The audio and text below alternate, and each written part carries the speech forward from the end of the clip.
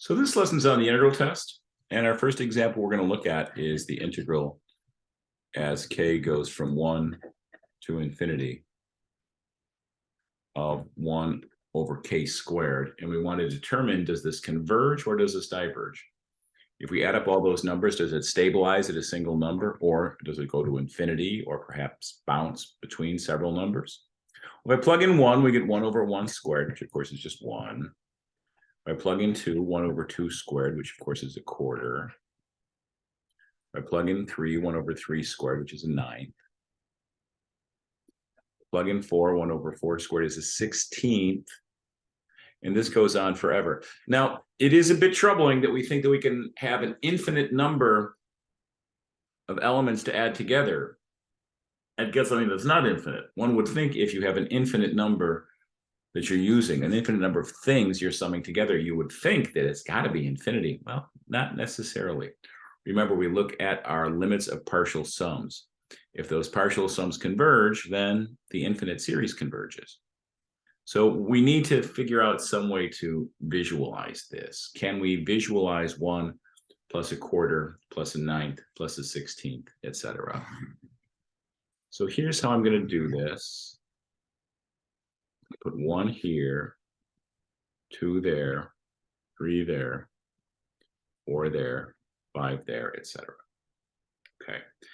And at 1 on the right end, I'm going to draw a box that has height 1. So this is supposed to have height 1. You see this? So the height here is supposed to be 1.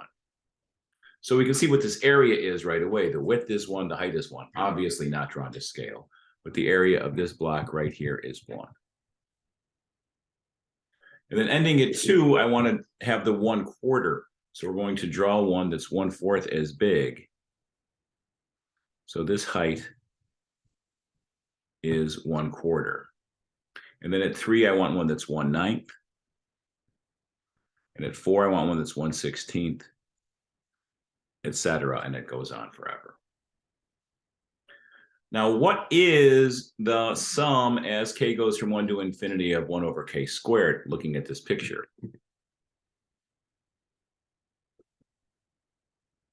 The sum as k goes from 1 to infinity of 1 over k squared, what do we have to do? We have to add the area here, which was 1, the area here, which was a quarter, the area here, which was 1/9, the area here, which is a 16th, all the way through. Add the area of this block plus the area of this block plus the area of this block plus the area of this block all the way forever. Now, adding an infinite number of things is certainly going to be a challenge for us, especially if we cannot simply express the limit of the partial sums. So here's what I'm going to do. I'm going to construct the function 1 over x squared. So in blue, I'm going to draw the function f of x equals 1 over x squared, but I'm only going to be interested in this when x is greater than or equal to 1. So if x is 1, 1 over 1 squared is 1, I'm here.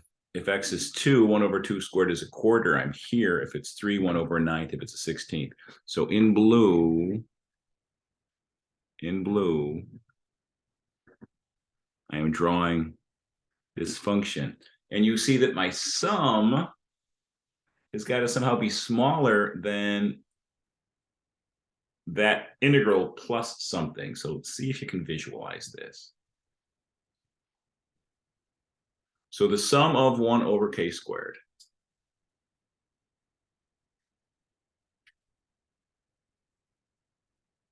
is, again, 1 plus, then we have this other piece, 1/4 plus 1/9 plus 1/16 plus 1/25 plus all the way, right? That's what it is.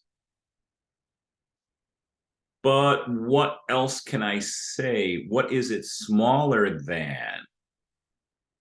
Okay, here's our key argument for this one. Sum as k goes from 1 to infinity of 1 over k squared is smaller than or equal to 1 plus. Now, here's what I want you to recognize. If I integrate this blue function from 1 to infinity, do we see what we get? Under there, under there, under there, under there. my sum, this block, a quarter plus a 9 plus a 16 plus a 25th is below, if you will, the area of the curve, right? The total sum of those boxes is less than the total area of the curve. So what I'm saying is I'm saying the sum of 1 over k squared is less than or equal to 1 plus. Now, what is the area under the curve? That is the integral from 1 to infinity of that function f of x. What was that function f of x? 1 over x squared.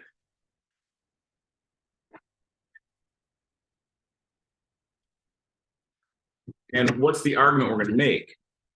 If this is finite, I am smaller than something that is finite, I'm going to have to be finite. There's no way this could be infinite. All of the pieces are positive. They are bounded below by something. So formally, it's the monotone convergence theorem that enables this to happen. But if I can show that this is finite, then this sum has to be finite. So let's examine this integral from 1 to infinity of 1 over x squared.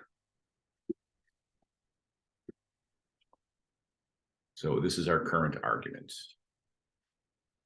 We are saying the sum as k goes from 1 to infinity, 1 over k squared, less than or equal to 1 plus the integral from 1 to infinity, 1 over x squared dx. So let's look at this piece. Let's look at this piece. What is the integral from 1 to infinity? 1 over x squared dx. That is an improper integral. So that's the limit as b goes to infinity of the integral from 1 to b, 1 over x squared dx, which will be the limit as b goes to infinity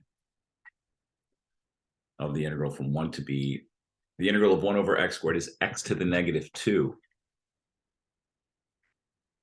dx. So my antiderivative would be x to the negative 1 over negative 1, evaluated as x goes from 1 to b, which is the limit as b goes to infinity,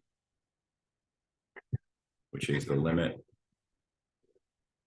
as b goes to infinity of negative 1 over x. That's what x to the negative 1 over negative 1 would be, as x goes from 1 to b, which is the limit as b goes to infinity of negative 1 over b minus negative 1 over 1. Now what happens here? Negative 1 over b goes to 0, minus negative 1 over 1, that goes to 1. We're going to get 0 plus 1,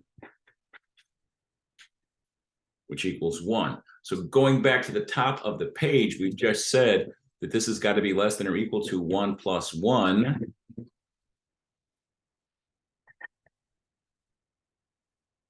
Which is 2, but we can see from our picture that it keeps growing, that it's bounded. It's less than or equal to 2, but every time I add another brick, the number keeps increasing. So it is a bounded sequence of numbers, that sum would be, that is monotone. So it's going to have to converge. The key idea is we are smaller than something that converges. If we're smaller than something that converges, we're going to have to converge. Now let's see what that sum really is. Let's jump to technology and do the sum as k goes from 1 to infinity of 1 over k squared. We expect it to be less than or equal to 2. How much less than or equal to 2? Take a look at that picture. I mean, there's a lot that we're missing here, right? As we move on, we're missing not quite as much, but that's a significant piece. So, and certainly it's going to be less than or equal to 2. Let's see what that is going to be. So going to Wolfram alpha, sum of 1 over k squared as k goes from 1 to infinity gives us an answer of pi squared over 6. Interesting why that is, or approximately 1.6449, or indeed something a little bit smaller than or equal to 2. But the key concept here is we were able to do what? We were able to compare our series sum of 1 over k squared to the integral of 1 over x squared. 1 over k squared, 1 over x squared, similar kinds of things. So let's go ahead and do one more. Let's take a look at the sum of 1 over x and see if we can make some sense of that. course, I mean the sum as k goes from 1 to infinity of 1 over k, which is 1 over 1 plus 1 over 2 plus 1 over 3 plus 1 over 4 plus 1 over 5 plus dot, dot, dot. So this block is supposed to have a height of 1. So the area is 1 by 1. The next one is supposed to have a height of half. So area here is 1/2. The next one will have an area of 1/3.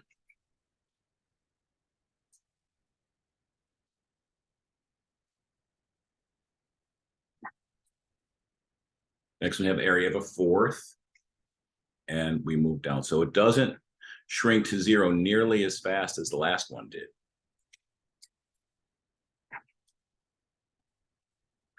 And in this case, I'm going to make this sum bigger than the integral, than the function I'm dealing with. So here we go. We're going to go like this. So if I add all the boxes together, adding all the boxes together is somehow more than what I would get if I am taking the area under the curve. So for the sake of our discussion here, we're going to label our number line that this is 1, and this is 2, and this is 3, and this is 4, and this is 5. But still, adding up all of the boxes is somehow smaller than the integral. My function f of x here is 1 over x.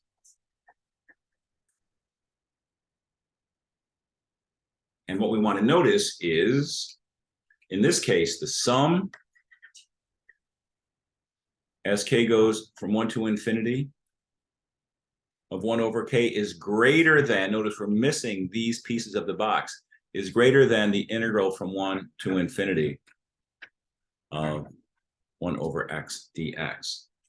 That's what we're noticing here. Now, what can I say about that integral of 1 over x dx? Well, what is that? Let's examine that. Integral from 1 to infinity, 1 over x dx is the limit as b goes to infinity of the integral from 1 to b of what? Of 1 over x dx. Well, the antiderivative of 1 over x is log absolute value of x. Everything is positive. I don't really need to worry about the absolute values here.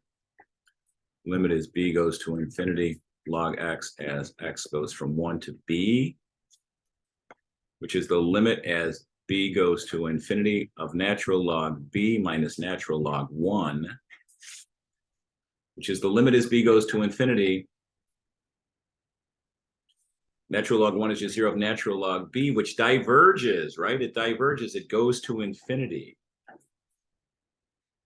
So the area under this blue function is infinite. So certainly if I add up all these boxes, that's bigger than that. That also has to be infinite.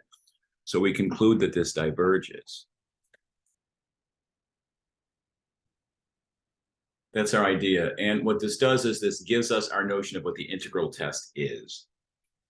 So let's take a look at the formal definition of an integral test. So what can we say? We have a series that is defined by a function.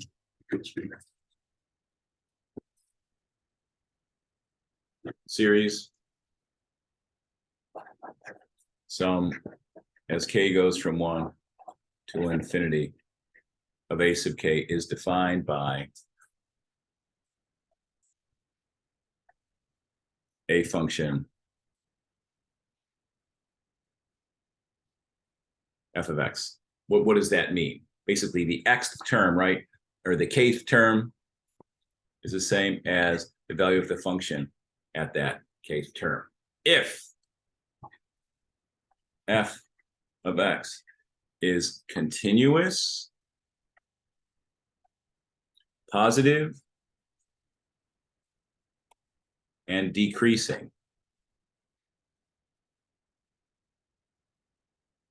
So if I have a situation where the function is continuous, positive, and decreasing, then either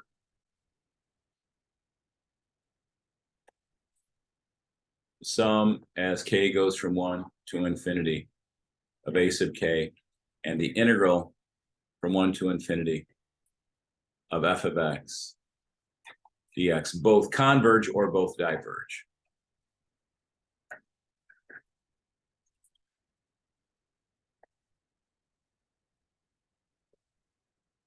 So they are of the same type.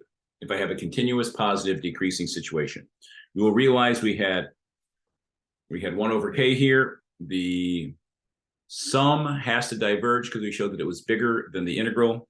In the other example, we showed that the integral converged and we were smaller than that. So we can actually go ahead and play with things to make that always happen. But this indicates to us the process that we're going to work with. And, this is a helpful kind of strategy for us to use. And let's just quickly do another example. If I am looking at the following, the sum as k goes from 1 to infinity of 1 over k root k. Whoops, k root k. What am I going to say? Well, sum as k goes from 1 to infinity of 1 over k root k. What is k root k? We'll try that a third time. I want to write it as a function of x.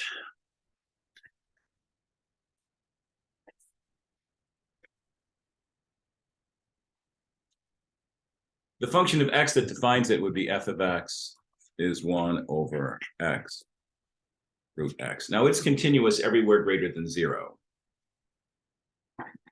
So it's continuous on its domain.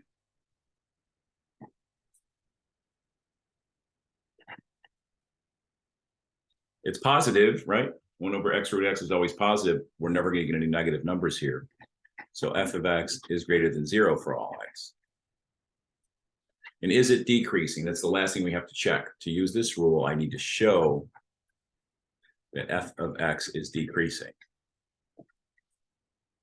Decreasing means it's heading down. You can look at a graph and see that it's decreasing. That's not bad. I certainly could take a look at a derivative. So f of x is 1 over x root x, which is 1 over x times x to the 1/2, which is what? X to the 1 plus 1/2. That's x to the 3/2. So f of x is x to the negative 3/2. So what's f prime of x? Is negative 3/2 x to the negative 5/2, which is negative 3 over 2 times 1 over x to the 5/2. This part is always positive. This part is always negative. So indeed, this is negative. If f prime is negative, the function is decreasing.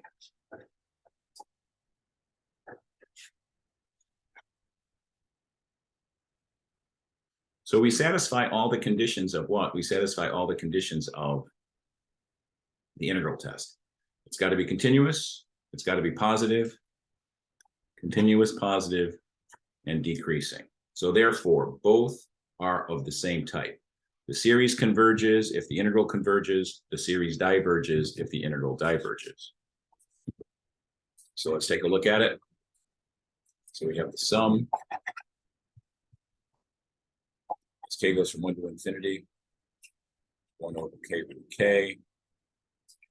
The integral from 1 to infinity of 1 over x root x dx, which is the limit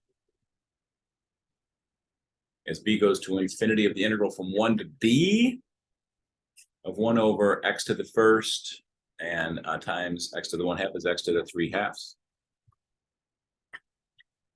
So we get what? Then we get the limit as b goes to infinity of x to the negative integral from 1 to b of x to the negative 3/2 dx, which is the limit as b goes to infinity of x to the negative 1/2 over negative 1/2 evaluated as x goes from 1 to b, which will give me what? Which will give me negative 2 times the limit as b goes to infinity of b to the negative 1/2 minus 1 to the negative 1/2, which is -2 times the limit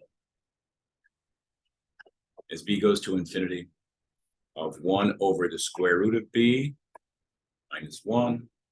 That goes to 0 minus 1. -2 times 0 minus 1, which is 2. So what is my conclusion? Conclusion is the integral from 1 to infinity of 1 over x root x dx converges. So the sum as k goes from 1 to infinity of 1 over k root k also converges by what test? By the integral test.